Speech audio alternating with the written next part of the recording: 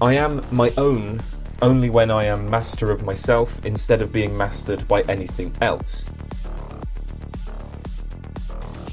It's essentially a matter of self-mastery, self-rule, self-determination, authenticity, individual autonomy.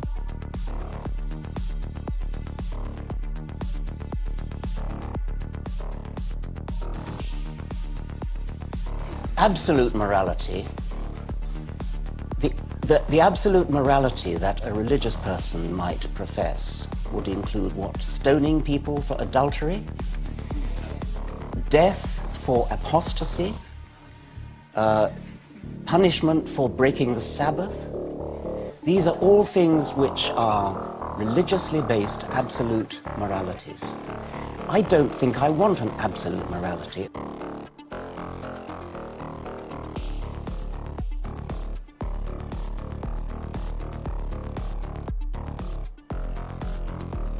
We aren't these terrible, animals that have to be caged and straightened and trained and beat or else we'll do something wrong.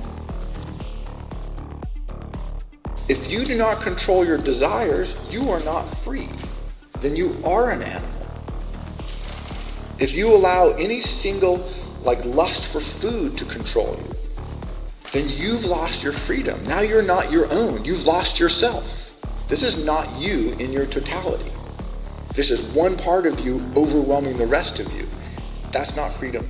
That's not you being in control. That is terrible. If you get a fixed idea, say, killing people for Allah, this is not freedom. This is you being overwhelmed by an idea, by a spook, by a ghost. And you are not expressing your totality.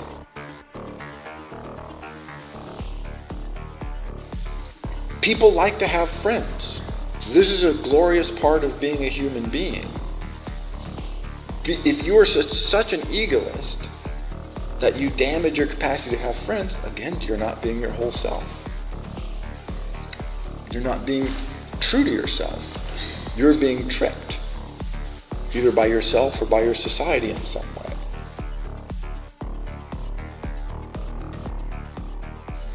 Now, the greatest extreme this would lead to, if you have a sociopath killing people, and there are sociopaths, and that has to be addressed and dealt with, but most people are not sociopaths. We shouldn't behave as if everybody is a sociopath when almost no one is a sociopath.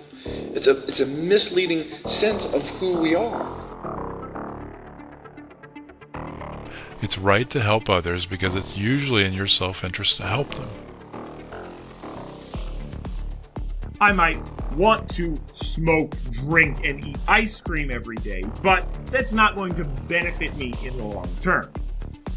And one could argue that doing things like helping others and being kind will in fact benefit you more in the long term than just doing whatever you want. Moral discourse should simply be eliminated. We should stop talking about rightness and wrongness, goodness, badness.